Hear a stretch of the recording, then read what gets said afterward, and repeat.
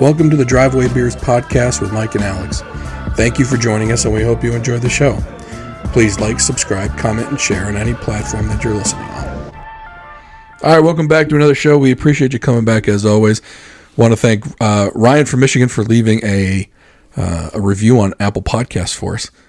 Gave us a 5-star, unlike the 1-star from the other guy. Oh, good. Yeah, so we're trending upward now. If you are listening to us on Apple Podcasts, please pause right now and write a review on this show. Or wait until the end after you've actually listened to a show if this is your first time here. If it is your first time here, thank you for coming. I sound very robotic right now. It's really weird. I promise the rest of the show won't be like this. But no matter where you're listening, if you can rate us, that'd be great. It really helps us get in front of more people and helps us get more listeners. Want to thank Cheers and Spirits in the Arnold Station Plaza. We are drinking regular Basil Hayden tonight. Now, a while back, we tried out the Basil Hayden toast. You and I were not a fan. No. And even though I've always been Basil Hayden's probably one of, if not my favorite. And here we are with regular basil. Like, the Basil Hayden toast just didn't do it for me. It had a weird taste, flavor to it. I just wasn't a big fan. It evaporated off the tongue way too quick. Mm-hmm. Like, there was no linger on it. There wasn't a lot of flavor to it that stuck around. Except bad.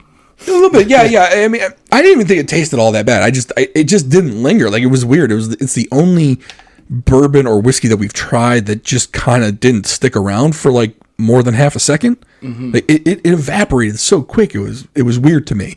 Right. This is my first time trying the Basil Hayden regular. I've never tried it before. So I've heard really good things about Basil Hayden, which is why the toast product kind of like soured me a little bit on the name brand, but that was my first kind of attempt into Basil Hayden. Right.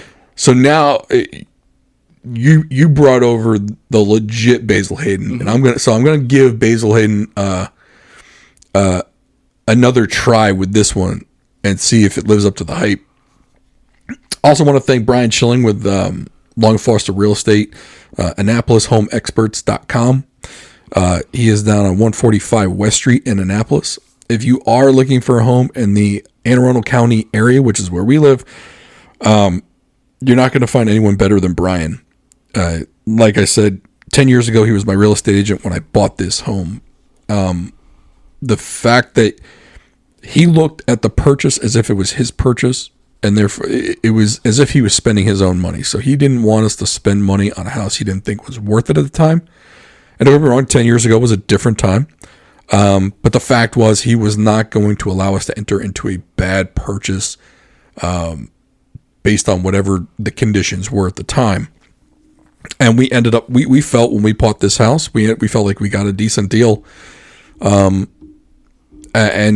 we were able to add in some addendums into the contract, mm-hmm. Where we actually ended up buying some of the previous homeowners' items in the house because they were trying to downsize. Oh, okay. Now, most times no one would even think about doing that, right? Yeah. But he was like, hey, look, they're trying to downsize. You guys want X, Y, and Z. Maybe we can work out a deal to get some of this stuff. And he knew we were coming from a smaller house, so we needed some. We needed the kitchen table. We needed the one we had was like an old glass table from the 70s. Mm-hmm. Could only seat 4 people, right? Well, we had one kid, one on the way. We always have parents over, grandparents. We needed a bigger table. That's a nice long table too. It is, and it's a long room, so it fits it. And it's a solid wood table. Like this thing back in the day when these people bought it, mm-hmm. like that's when they made furniture the right way. And so we were able to negotiate that and some other things in there. And a guy like Brian knows that that's possible, or some of these other real estate agents don't know that. So Brian helped us get a good deal. Plus he was able to negotiate some other things in there for us. So if you are looking to buy or sell a home, go find Brian at AnnapolisHomeExperts.com and let him get a good deal for you. So we want to talk about something strange today. And normally when we get into politics, it's, we're talking about how we hate the establishment and all this other stuff, and now they're not working for us. Well, this doesn't really go into that line. This is more of like I'm really confused. Still hate the establishment, though. Still hate the establishment. Yeah, they're still not working for us, right? But now things are getting a little confusing, or more bizarre, right? And the thing that's kind of boggling my mind is that Fox News is actually hosting a debate with Sean Hannity as the moderator for a debate between Ron DeSantis and Gavin Newsom, the governor of California and the governor of Florida. Now, Gavin Newsom is not running in an election. He's not running for president. He's not in the primaries. None of this. And DeSantis is polling at 9% for the Republican nomination, versus I guess Trump's at 60-something%. Yeah. But these two are going to debate. Now I know they took some jabs at each other in the media, but to have a national debate between these two, I don't understand it. We've never seen this before. It would be like let's have a debate. Like it's almost like let's see who let's have the debate between, Sidney Crosby and Russell Wilson. Like who cares? Like they're not, like who cares? Like what is it? Like no, they're not even playing the same sport. It's just a weird. What's the point? What's the purpose? Yeah, and I get it. It's almost like it's I guess in the political world, this would be considered a pay-per-view UFC event, right? Because people really like Ron DeSantis and people on the other side really like Gavin Newsom. Yeah. So maybe it's just like, let's see them battle it out and see what happens. Right. But there's no prize at the end. Yeah, there's no. It's like no one busts a nut. Like there's no. Right. It's like you're just. What's the purpose? Like the beat never drops. Right. And because I've been listening to a lot of Bill Maher's podcast, because I really do enjoy it. I like Bill Maher. I've always liked him. And even though now, people think on the left think he's a Nazi or something, or alt-right. When you call Bill Maher alt-right, like he's a Jewish Nazi. Right. That's what they're going with now. Yeah.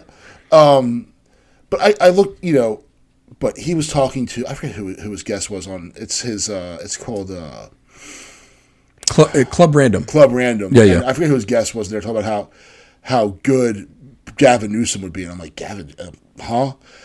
Gavin Newsom lost me as most of the Democrats did with COVID. So I was like, that guy, and then looking like, okay, you think he'd be good? Like, is that how far away we all are from each other? But I don't know. They do love him, and who though? Who's they? Like, because lefties? Yeah, but he seems to be putting, like, when I think of leftists or Democrats and I think of Gavin Newsom, I think of him as part of the craziness in the party right now, mm-hmm. and not the classic liberals. Like, I don't see him as the classic liberal that Bill Maher would kind of get behind. Yeah. For me, this is the type of liberal that Bill Maher's been raging against for the last 4 months. Yeah, well, Bill Maher also has a really bad case of Trump derangement syndrome. He really does. And I, and we've said numerous times before, neither one of us are Trump guys. No. Sometimes he gets the choice among. It's like it's just which one stinks less. So, but I kind of see, if you're originally from that camp, when your choice is Donald Trump and you're suffering from Trump derangement, so he'd be great. Okay, how, I don't know, but yeah, we've said this numerous times. The appeal of Trump to most people is that he's not part of the government establishment in either parties. Right. Like, as much as I like DeSantis because of his track record in Florida, and look, Democrats are going to be like, well, what about don't say gay? Or what about ban books? Well, first of all, there was no such thing as don't say gay. There was not. And there's no such thing as ban books in Florida.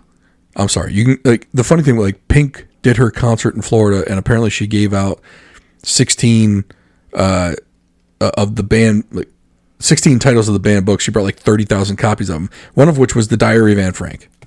That's not a banned book. No. It's nowhere near it. Like, I don't know, but she took a Twitter post that said it was banned in Florida and ran with it. Like, she believed it. Mm-hmm. Like, that's that misinformation stuff. Yeah. And everyone thinks it only comes from one side. It's coming from anywhere that can get you pissed off on both sides. Right. Well, that's the goal. Like, to the point, she made herself look stupid. Mm-hmm. Like, to the point where it's like, okay, you need to shut up and dribble. Yeah. Just shut up and sing because you got duped. And you pawned it off as some publicity stunt, like you were some do-gooder, and you literally just came off as a moron. They did have some books that were not allowed to be in school libraries. Right. But not public libraries and not bookstores. Mm-hmm. They weren't banned. They were effectively... It was basically taking some adult material out of an elementary school. Mm-hmm. That's what that was. It's basically like when you go to a gas station and they've got the porn mags up. Yeah, they're behind the little... They've got to have something covering it. Yeah. Right? Well, it'd be like saying, well, you can't have strippers in a school zone. Right? Are you saying that they're banning strippers? Right. Strippers aren't banned. They're not banned at all. Right. Just in certain areas. You got to... It's like they have their own Amsterdam. Mm-hmm. from The Wire. Yeah. You can only have drugs in this area. Well, you can only have strippers in this area. Right. And you can only have a certain adult literature in this area. Mm-hmm. But they buy into it hook, line, and sinker. But so for me, DeSantis has done a good job, especially through COVID, and out of COVID, and then you've got DeSantis. And then DeSantis had his COVID thing where he got... the guy was shown to be a massive hypocrite. Oh, Newsom, you mean? Newsom, sorry. Yeah. Who did I say? DeSantis. Oh, sorry. Yeah. I'm talking about... So Newsom did the laws for thee, but not for me. Mm-hmm. Got caught 3 times doing that. Yeah. And then he's been slowly putting some laws into place that also kind of went with the wacky left. Yeah.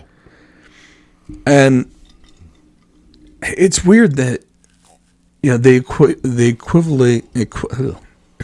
I'm trying to use big words here. Shouldn't be doing that.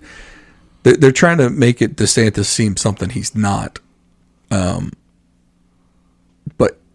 and I do agree the guy's got a dry ass personality, but at some point, maybe the dry ass personality that's qualified needs to win. Yeah. Well, and then now Gavin Newsom, if I'm not mistaken, has been doing some things to kind of center himself. There's some wacky legislation that California passed that he vetoed. There's a couple things where he's trying to, and it's. I look at it and I kind of think that Newsom. I'm doing it too. The Democrat bench is weak. It's really weak, And if you want to equate it to, so their bullpen's weak. They got nobody in it. And their ace, their starting pitcher, is really, really weak too. Like, they're just straight hitting dingers off this guy. It's batting practice out there. So, but he's pretty. Yeah, well, I mean, Joe Biden being... Oh, you're talking about Joe. Oh, my bad. I thought you were talking about Gavin. Okay, my bad. Go ahead. So, I don't know if you've noticed, but my wife, we watch Saturday Night Live. Saturday Night Live over the last couple of years has just been not funny. Joe Biden was untouchable. But however, this last season, they've been going after him. And call me a wacky conspiracy theorist all you want. All of those TV executives, the writers, they're all in the same vein. And I think that whether it's coordinated or whether it's just random, I think Joe Biden is falling out of favor. They don't see a winner in him. So now they're going after him. So Gavin Newsom, though he's not running, he's going to support his party's candidate, blah, blah, blah, blah, blah. He's not like trotting out to the mound to get the ball to relieve Joe Biden, but he's definitely warming up in the bullpen. And that's what this recentering is. I think that's what a lot of this is he's warming up in the bullpen. Yeah, and I think normally they wouldn't try for a Democrat governor of California because normally that's not going to play in a general election. No. Yeah, it's almost like having a Democrat from New York, right? Democrat from New York, Democrat from California is just too far left. Yeah. But like you said, I can't name another Democrat that would garner enough support from the base that could win a general. Now, I think someone like a Joe Manchin could win a general. Mm-hmm. But he's never going to win the base to win the primary. Joe Manchin did a really good job of just his last term here in West Virginia, when he was essentially the one, about the most powerful person in the country, because he was him and Kyrsten Sinema were the swing votes in the Senate. Yeah. Of just getting himself more power and making himself even more money, and because he's done, he's bowed out. So, well, they're running. I don't think he can win in West Virginia. And I think that's why he's bowing out. Yeah, I think if he thought he could win, he'd run again in a minute. Yeah, I'm surprised he didn't flip to be a Republican and run again. Yeah, to be honest with you, because they're all about self-preservation, right? Oh, yeah, definitely. So I'm shocked he didn't make that move. Well, Sinema, what made her? I think she's an independent. She's an independent. Yeah. She's like Angus King. Yeah. From Maine. Angus King from Maine. Is he Maine or New Hampshire? I think he's Maine. He's Democrat leaning. He caucuses with Democrats. Yeah. But he doesn't want that stigma on him because he's not the wacky left. Yeah. And that was her thing. She's like, look, I believe in Democrat principles, but I don't believe in any of this other stuff that's going the stuff that came out of left field, right? Like the side that doesn't believe in science stuff, right? Like they used to be the party of science, and like it was weird. Like science, right? Well, I mean, they could point to Republicans and say, "Look, they're cave people. They don't believe in science." Yeah, I mean, the Republicans were a real easy target in that regard. Mm-hmm. And now all of a sudden, you got just as wacky opinions on your side. Yeah. Well, now you lost the talking point. Yeah. Like if they didn't, I keep saying this. If they didn't tack so far to the left. And I hate to say it's even left. Like, they tack so far to the wacky that you now... like, even this part where, the Jewish vote is pretty Democrat-centric. I mean, you've got some of the Hasidics, though, or the Orthodox that will vote Republican sometimes. Yeah. But for the most part, a lot of Jewish people that I know will vote Democrat. Well, now you've got this stuff where all of a sudden it seems like a lot of the people that lean Democrat are now leaning towards, Hamas and Palestine, that you might alienate a large base of your vote over something like that wasn't there 3 years ago. Correct. And I feel like they're losing more and more of their bases, and I don't know how you get that back. Yeah, because I think a lot of the people are like, well, because of the unions used to be solid Democrat, and I think some of them still are. However, and no one talks about it, but the railroad workers strike, and they weren't asking for a lot. No. Joe Biden went and busted the unions up. That was a union busting up. The most pro-union president. Hey, Jack, I'm the most pro-union president ever. And went and busted the unions. And it's like, are you really? Because y'all call Trump a fascist. That is fascism right there. Right. The marriage between government and industry, like, that's fascism. Like, it's almost the definition of it. But hey, Jack, I'm the most pro-union president ever. And they'll say, well, he went and walked with the UAW. Yeah, well, yeah. You could have made that argument if he didn't bust up the rail workers. Yeah. Right? It's just so strange, because then, like, well, who else are these union rail workers going to vote for? Well, if you're not voting in their best working interest, ideologically they don't align with Democrats. Right. A lot of these blue collar workers. No. So they're probably going to now go and vote with who they align with ideologically if you're not going to vote for their pocket. Like, people vote with their wallet. Mm-hmm. Well, if you're now not going to help their wallet, well, at least they're going to go vote for their ideological side. Yeah. And it's kind of like the same thing. And with the Jewish vote, it's like the whole thing was, well, Republicans are Nazis. Because you got the guys over there with the swastika flags doing the Sig Heil. You can't vote with them. And, a lot of Jewish people are like, oh, you're right. I can't vote with them. Well, now, on the other side, you got the pro-Hamas, I want to kill all Jewish people. Right. Well, so now Republicans are going to say, well, I mean, we kind of got these Nazi guys in check. They come out every once in a while, but we make sure to say they suck. Right. But the Hamas people on the other side, they're actively saying that they're great. Yeah. So would you rather vote with them? Or, hey, we're over here. Come on over. Shalom. There's a group that will pander to them, to that group. Yeah. So it's like, how many bases of voters can you lose? Because, remember, Democrats were also defund the police. Mm-hmm. So police unions, you got the rail workers unions, and other people in other unions are probably seeing some of this stuff. And like, okay, well, are we next? Yeah, and not to mention the fact that pendulum is going to swing back. Even in D.C., their new chief was out and came out swinging and was like, you can't keep doing this. Yeah. And because eventually, it's one thing when it's all happening where the other people live, but then when all of a sudden, the Baltimore, what are they, all the ATV kids, the biker boys. Yeah. Oh, boy. When they're riding down Route 2 in Severna Park, then it becomes a problem. Oh yeah. Not in my backyard. Well, hey, you guys have been supporting this crap for a couple of years now, and guess what? It spreads, and here it is. So, the pendulum will swing back.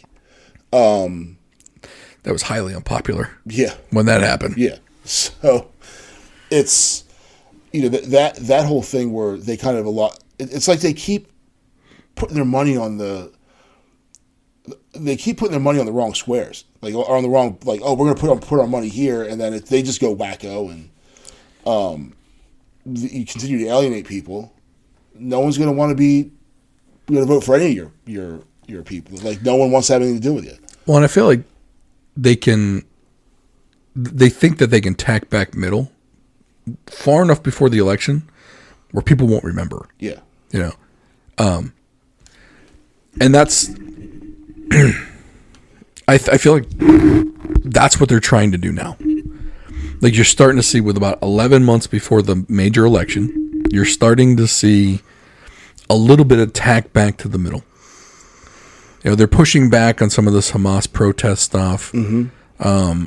You're seeing some pretty big Democrat donors push back on these colleges and universities, which is making the colleges and universities clamp down on these pro-Palestine, pro-Hamas people. Mm-hmm. And the funny part is, it's kind of like when the whole Antifa thing started, right? They were allowed to run wild in Portland, and Seattle, and a whole bunch of other cities, right? Well, then they rather than doing the catch and release thing, they started catching and prosecuting. And all of a sudden, I think it takes some of these groups by surprise, like, oh my God, we're being used. Yeah. Like, you were useful idiots. You went out, caused the distraction that they wanted you to cause, which they thought would get people to vote a certain way, and it seems like it did. But now you're of no more use to us. And in fact, now you're hurting us. Yeah. So guess what? You get to go to jail. Mm-hmm. And you're going to go spend some time there. Oh, and by the way, this FBI raid at your house is also happening, and you're going to get audited by the IRS. Like, all of us, like, we're going to... You think you're better, you're bigger than us? Oh, no. Right. We will now put you back where you belong until we need you again. And if you don't do what we need you to do again, well, the same stuff that you're seeing because you keep doing it is going to happen if you don't do it. Like, either way, you're screwed. You are now the useful puppet. Yeah. Because you allowed your group to take the money, to get the power, do the damage, and when they told you to stop, you didn't, and now you're going to pay for it. And if you don't go back and do it again, you're going to pay for that too. Yep. Or we're going to expose you, and we're going to throw all your people in jail, because there's a whole other group right over there. Yeah, we'll just find someone else to do it. That'll do it. Yeah. 100%. And I think when they get recruited, it's like the BLM people. you're seeing a lot of people now be like, where'd the BLM money go? Yeah. And like they're finding out where it went, but they're also finding out that the top of that organization did all the recruiting to get all these people in. Then those people did all that hard work, and they thought they were doing right for the people at the top just to take the money. Buy mansions. And the people on the bottom are going to jail. They're getting arrested. Where before they were just being caught and released, released. And so it's like you fall into that lull of safety until they screw you. Mm-hmm. And it's like now you know who you're playing with. And you know, it's like you took the apple and you ate off of it as long as they allowed you to. And that apple's getting taken away. And you better run. Mm-hmm. Because if you don't play ball, you can't outrun that. Right. And a good example of this was San Francisco. So we're recording this on the 21st of November. This will go out on the 28th, I believe, which is next Tuesday. I want to say about, what was it, 2 weeks ago? It was last week. Was it last week? Yeah, it was like Thursday, Friday, somewhere in there. Our good friend Xi Jinping met with President Biden in San Francisco. Mm-hmm. And of course, Gavin Newsom rolled out the red carpet. In order to make the city presentable, though, and I guess a little bit of background. So ever since COVID, the homeless population has surged in San Francisco. Yeah. San Francisco is not an affordable place to live. Well, yeah, and there's a couple there's all these different theories bouncing around. They say, oh, they're living on the streets because they can't afford housing. No, a lot of them are drug addicts. Like, these are people that just work for Facebook or Google and can't find an apartment, so they live in a tent and shit in a bucket. Like, that's not who these people are that are out there. Like, these are, you know, a lot of them are mentally ill, drug addicted, this and that. The reason they're out there is because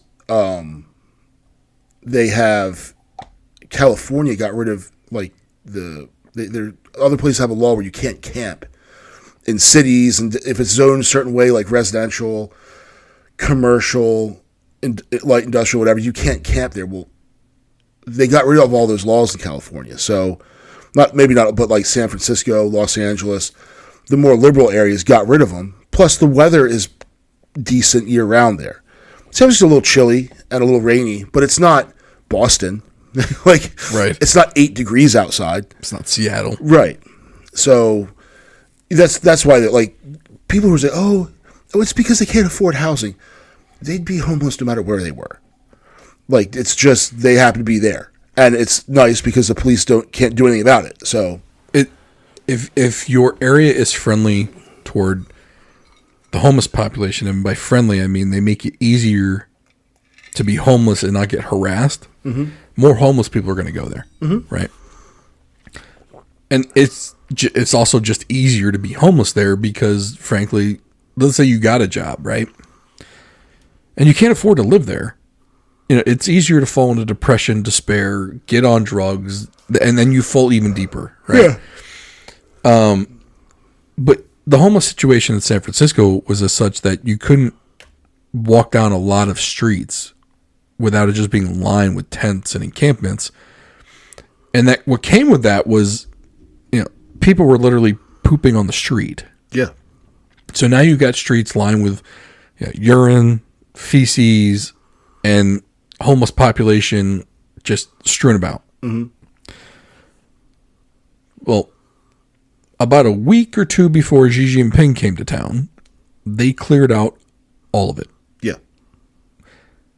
I don't know where the people went, but all of the tents, the belongings, encampments, they literally took a, what's that thing? It's not a bulldozer. With the bucket? Oh, like a front end loader? Yeah, front end. They took a front end loader and just drove it down the street. Yeah. And took out all of it.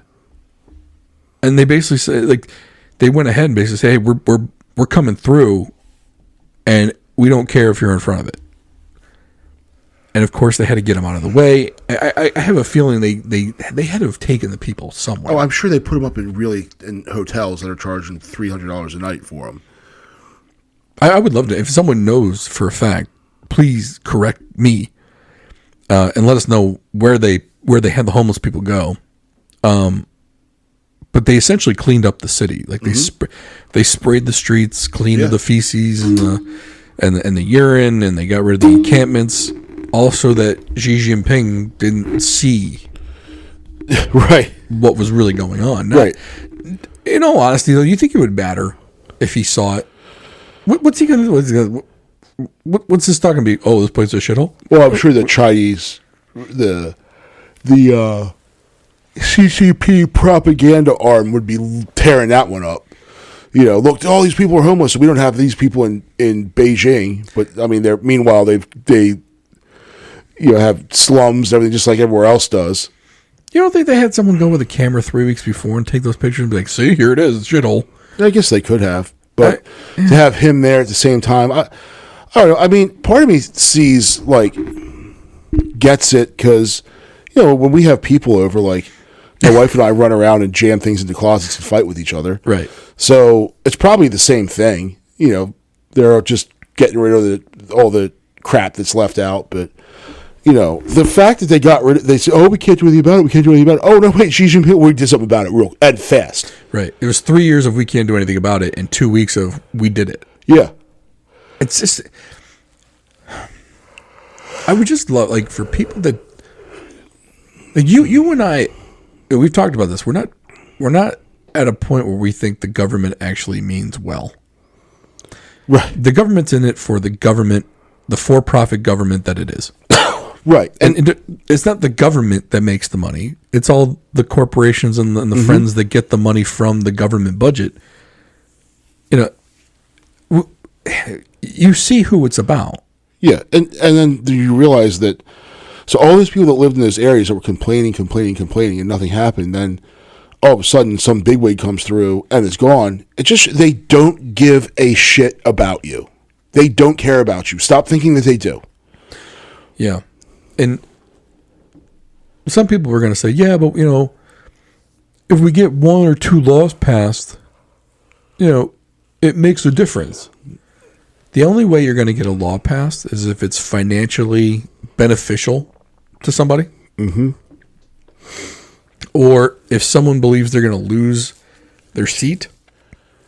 Because there's nothing more financially beneficial than being in the political seat. Oh, yeah. So if someone thinks that they might get ousted, they'll put a bill together to say that they tried. Mm-hmm. And they might get some other people that are in the same situation where they might get voted out too. So they got to appease the base or whatever. Or someone owes them a favor. Hey man, I'm fighting for my seat. You gotta help me out. Yeah. Remember when I freaking did whatever for you? Like when I fell on that sword for you, gotta help me out.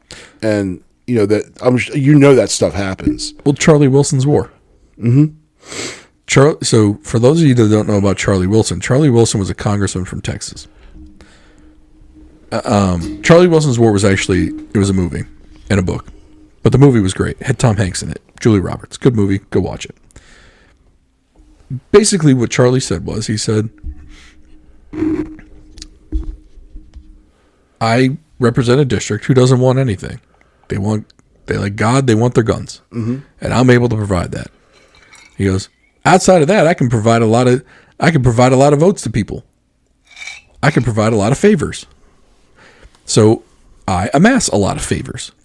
So essentially, someone in his district wanted help to the Mujahideen in Afghanistan to fight the Russians because they were super anti-communist people at the time. Whatever. And they funded his campaign.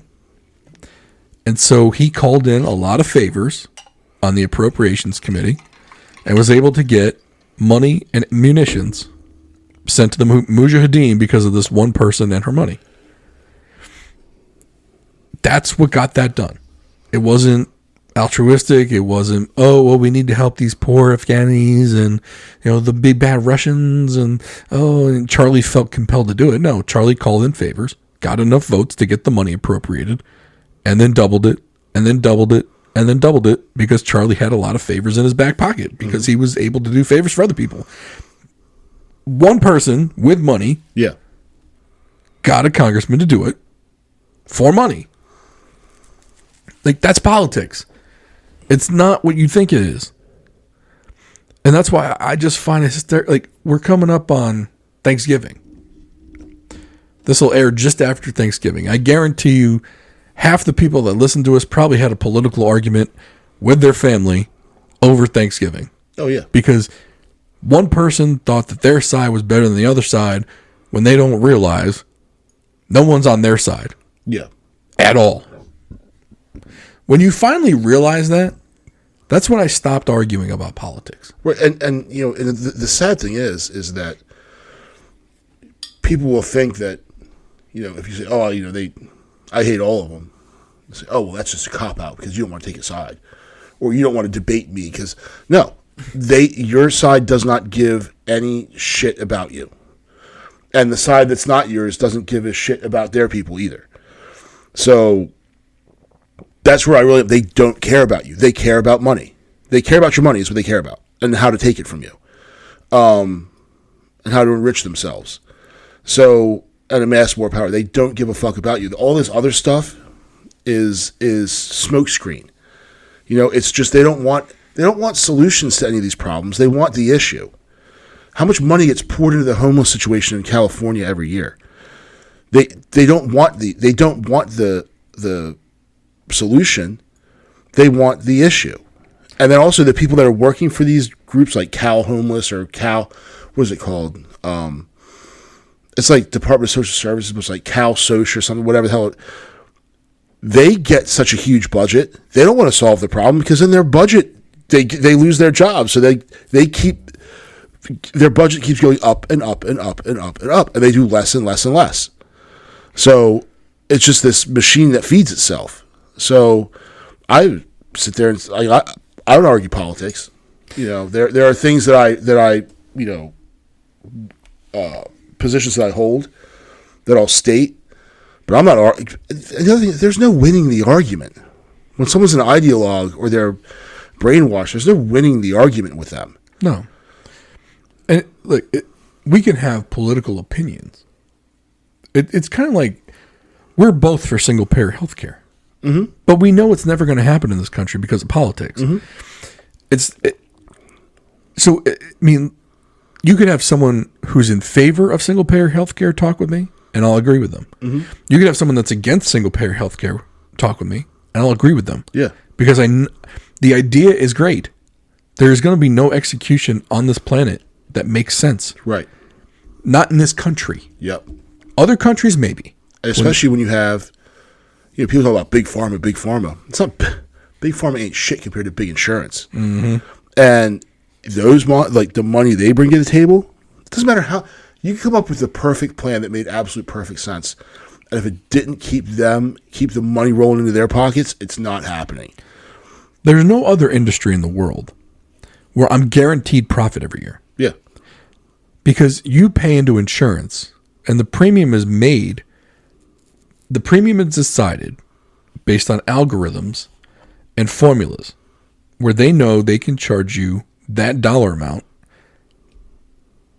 And over a 10-year period, you're never going to claim that amount from them. Mm-hmm. They're always going to win. It's like betting against the casino. You're going to lose. Yeah. And the worst part about it is there are certain industries where the insurance is required of you. Mm-hmm. Like you can't drive a car without auto insurance. Right. Now, I see the point of having auto insurance.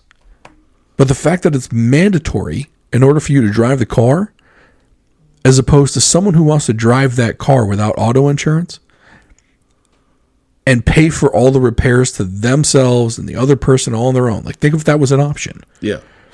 Because that's what the auto insurance company basically does. They pay for the repairs. They pay for your liability, their liability, everything. But they still make money because you've been paying on that auto insurance for 10 years. Oh, yeah. So if you would have saved that money in premiums over 10 years, you wouldn't have the outlay that you did for the 1 or 2 accidents. Correct. And here's the best part.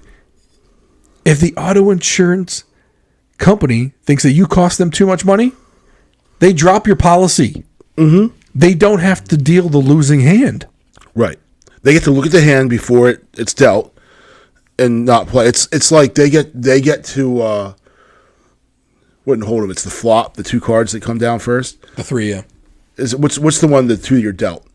That's just your cards. Yeah. So like they get to see their cards and the flop before you get to see the flop. You have your cards, but then you have to bet all the time, and you can't fold, and they can fold on every hand. Right. So they can always fold, and you can never fold. So I have a good example of this. So I've paid Liberty Mutual 10 years of insurance. It started out at $1,700 a year for my house, and it's slowly gone up and gone up. And I think last year was like $2,200. Well, we finally filed a claim on our roof. Had our roof replaced, so they paid out. You want to guess what my premium was this year? $3,000. Yes, $3,100. It went up $900 in 1 year. Yeah, because they know that most people will not go and shop the insurance. Yeah. So you want to know what I did? I called up the insurance broker. Mm-hmm. I said, hey, look, my insurance went up a whole bunch this year because we filed a claim. Can you go shop around and see what I can get? Lo and behold, they found another policy from Travelers Insurance, which gave us more insurance. Mm-hmm. And this is, they knew we filed a claim. $1,800. Yeah. Saved $1,300. Now they're like, oh, well, your mortgage company pays it. No, I got to pay into that escrow for them to pay it out. Yeah, it's not. Yeah. Oh, your mortgage. Yeah. And who pays them, dickhead? Your mortgage payment adjusts every year based on the taxes and insurance. Right. It's got nothing to do with your loan. Your loan payment's exactly the same. Yeah. It's your taxes and insurance that the money has to go into escrow for. Yeah. So our mortgage payment kept going up and up and up and up because of this stupid increase. Mm-hmm. And so, but 95% of people won't call the insurance broker to go find a lower rate somewhere else. Mm-hmm. Because they know that you won't do it. And that's why they raise the rate on you. Oh, well, you filed a claim, so, we have to raise it up. Yeah. No, you don't. I paid almost $2,000 a year for 10 years. That's $20,000. Right. That roof cost, you probably paid $11,000 for the roof. You still made out with $9,000 of my money. Yeah. And when you were going to try and get more out of me, another $3,000. You were going to try and get another $900 out of me that you weren't going to get. Mm-hmm. In 1 year, you're just trying to recoup the freaking cost. I mean, you're already ahead. And people don't understand that those big industries, they're playing with house money. They are the house. Yeah.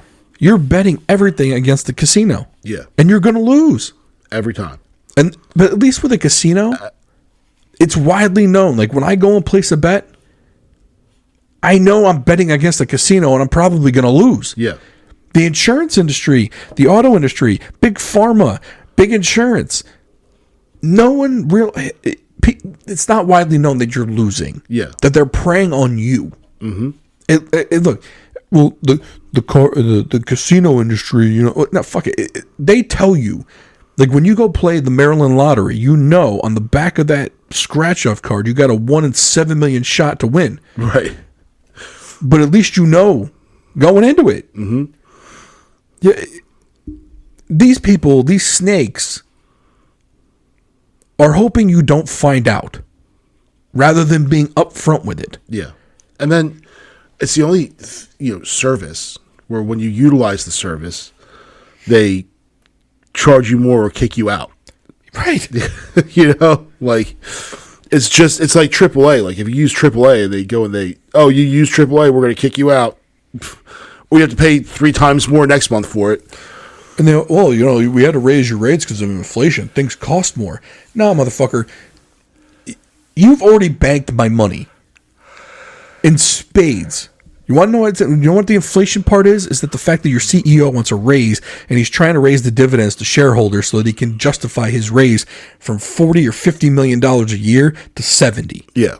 So he can get that extra yacht and a half. Look, man, I ain't about people being self-made and they're, amassing some wealth for themselves, but some of these CEOs from these companies that are trying to get the money from you, to me, that's fucked up. Well, look at all the ones from the big bailouts.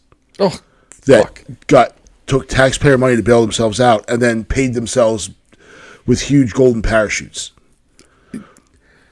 The fact that, and no one talks about it.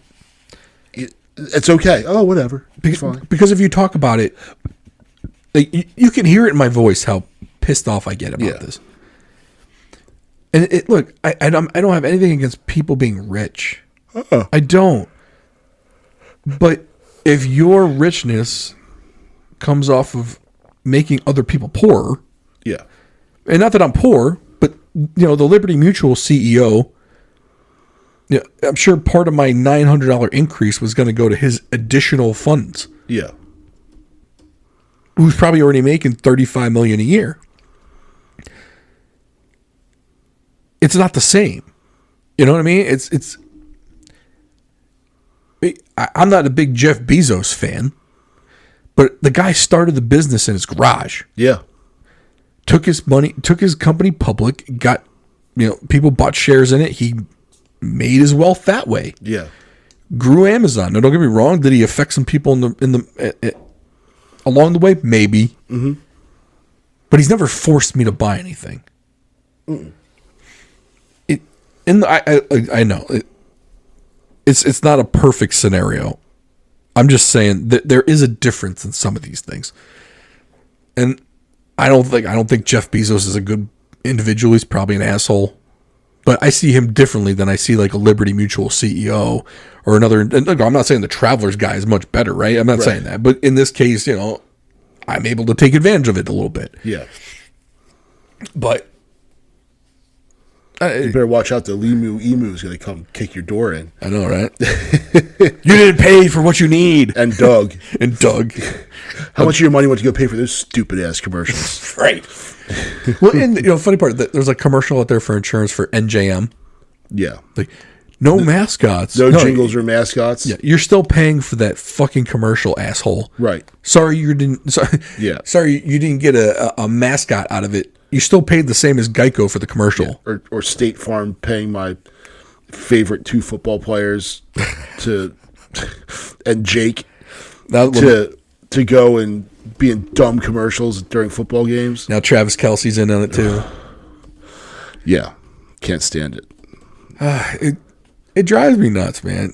And the funny part is we kind of strayed into like corporations and stuff, but if you don't think government is in bed with big business, no, you're a fool. At this point, you're just not paying attention. You're an absolute fool. And in fact, just look at this. So before Israel happened, it was all Ukraine. That and quick. They're sending money.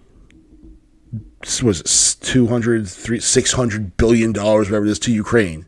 I don't even know what it is anymore. Where the Ukrainians then probably steal half of it, and they take the other half, and they buy weapons from our favorite people at Raytheon and Northrop Grumman and Boeing and Lockheed Martin, and then so it's like they're just these big contractors are just getting paid, but there's a middleman stealing half of it.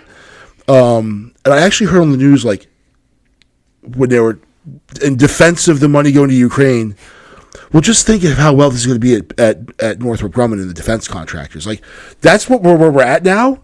Like, think of our friends at Northrop Grumman who are going to do so much better now because of this. Well, and think of it this way: the taxpayer money comes from us, the taxpayers. Mm-hmm. Essentially, they're sending it over to Ukraine just to come back to the U.S. to the CEOs and the execs. Yeah, why not just hand it to them directly and cut out the middleman? Yeah. Like, why are we playing this game? Yeah. Because the optics, right? Yeah. You're doing it in America's defense. Now I'm doing it in fucking Northrop Grumman CEO. Yeah, last time I checked, there's been a T-72 tank rolling down College Parkway lately. Well, they'll make you believe there's one coming, though. It's coming. That's what the aliens are for. Right. You know, at this point, I'm starting to think the aliens are probably what's going to save us. Oh, yeah, the aliens are like, should we get... I mean, like, there's got to be a couple good ones down there. Right, right. They're not all morons. I mean, Jake from State Farm used to be one of them, right? Before he went all corporate. I don't know, man. So, you know, I don't know, I'm trying to think where so we started with the DeSantis Newsom thing. Yeah. Which we can't figure why that's even happening. Right. So there's got to be something nefarious behind it. I think so. I honestly think that the managers made the call to the bullpen and they're warming up the reliever. I think it's why they're really trying hard to get Trump thrown in jail so that DeSantis runs. Yeah. And I look, I don't think they'll actually do it. But because I think DeSantis is part of the Uniparty. So yeah, so he's a different player, but he's in it. Yeah, so is Nikki Haley. Right. Nikki Haley's just a war hawk like the rest of them are. Yeah. So and I can't figure out like, well, I know why they do it, because they make money off of it. So here's my theory. They're having DeSantis debate Newsom because they know Democrat voters will watch. Mm-hmm. And they're going to complain because Hannity's probably going to be biased against Newsom and all this other stuff. I think the purpose, though, is to soften DeSantis for Democrats so that when DeSantis eventually runs against Biden, they'll get Biden out like they want. DeSantis will go in, but DeSantis is one of them too. Yeah. But he's going to get a lot of those moderate to semi-moderate Democrats that don't want Biden. Mm-hmm. They're going to soften DeSantis so that they'll feel okay voting for him. Yeah. And DeSantis is probably going to win. Mm-hmm. Because there's no good optic if Newsom ends up taking over for Joe Biden and win. Like that idea is so far-fetched. Yeah. I just don't see it happening. So what do? You have DeSantis debate, and I'll put air quotes around that, for a proxy. Right, I was going to say, yeah. Which is Newsom. Yeah. Because they cannot have Joe Biden come out and debate. And there's no audience, so there's not going to be the reactions to what they say. I'm telling you, they're softening DeSantis for Democratic voters to be able to vote for him in the general. Yeah. And they're going to find a way to get Trump out. Mm-hmm. Somehow, some way, that dude is not going to be on. He is not going to be on a ballot. The CIA hasn't assassinated him yet. Yeah. Now that you said it, you better hope you're not on the list. I mean, it's a joke. You said it. Our friends there would never do such bro. Yeah. Not going to happen. You're okay. I look, me being a conspiracy theory, I think that's what they're trying to do. They're trying to soften up DeSantis, DeSantis's image, so that he's electable. Yeah. For moderates and something will come out soon about how his wife had breast cancer or something. Yeah. And I mean, she's a very attractive lady, by the way. She's not bad looking. Not too hard on the eyes. And they got the 3 kids. I mean, look, photo ops are abound with that family. Yeah. He's just dry as toast. Yeah. Sometimes. Yeah. Other times he's a little fiery. Mm-hmm. I don't think he's going to be a tough pill to swallow, but they made him seem like such a bad person on the Democrat side. I think they got to soften that image a little bit. Yeah, so they got to make him palatable. You're going to have to pull that back. Because I mean, with the whole "Don't Say Gay" thing and the banned books, like they painted him as like arch nemesis number 1. Like they were trying to paint him as bad as Trump. Oh yeah, in their mind. Mm-hmm. So it'll be interesting to see where that goes, though. And Trump and him have had some pretty public spats, some exchanges. Well, and the Bushes are behind DeSantis, which isn't very public. Yeah. The Bush family, and I believe there's one other prominent Democrat, Republican family that's behind him. Mm-hmm. I wouldn't be surprised to see Mitt Romney line up behind him a little bit. Oh yeah, all the milquetoast Republicans will all come out. But that's how you know he's part of the Uniparty, because the Bush family's behind him. Yeah. But But will that make him a bad candidate or a bad president? No, because of what he did in Florida, his actions have been good, right? As far if you're a Republican or if you're a moderate, he seemed like the sane human being for a while. But see, in the end, it doesn't matter if it's Robert Baratheon or whether it's Joffrey Lannister, Baratheon. Sorry, right. We all know that it's really, Tywin back there pulling all the strings. Right. So, Ned Stark found out the hard way. So that would rough. Yeah. So like we know, and it doesn't matter how smart Tyrion is, he's never so there's it's Tywin and the Tyrells in the background pulling the strings. And that's who it's going to be, whether it's DeSantis as president or, I just think they realize that it can't be Joe Biden. Like it's you can't hide it anymore. Yeah, his public appearances lately have been just I don't know if he knows where he is. Yeah, and the gaffes and the when he fell off the steps on Air Force One. Okay, I've fallen off the steps. Right, I'm not worried about that. But like when you don't know where to step, shaking people's hands that don't exist. Yeah, I feel bad for the guy. I really do. And when you watch him walk, like he's wearing like the slim cut suits. He looks like he's in shape and he's young and he got the cool shades on. Like, man, this guy's cool. The perfect smile with the teeth. But then you just realize that there's just nothing there. He's like, when he walks, he's like shuffling his feet. Yeah. It's like, like he walks in the wrong direction. Yeah. Or he walks and then has to walk back. Yeah. It's not, and don't think he's not prepped. Because they choreograph all that stuff. Mm-hmm. I just feel like it's someone's not taking care of that guy. They left like a direction thing, like it said, you walk to this chair and sit down. You say this. This other person says this, and let's look at it. They all get that. They've all gotten those, and some might need it less than others. Who knows what Bush had going on. But, still this guy is, he's just not there. So yeah, I feel bad for him. Yeah, like let him go to bed. Let him watch Matlock and eat his yogurt. That's what he wants to do. Let the guy have some Werther's Originals. You know what I'm saying? Yeah. Because who doesn't like that? Right. My mom had one. I took one from my mom's house the other day. They're delicious. They're really good. Yeah. They always have them in the... Let us know what you think in the comments below. Who do you think is going to be the two nominees that you have to vote for in November? Not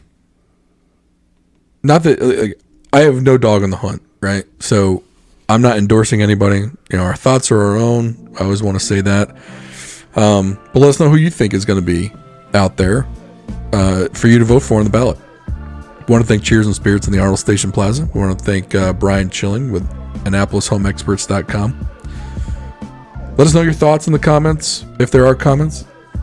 Rate us in all the podcast platforms if you're listening. And we'll see you next time.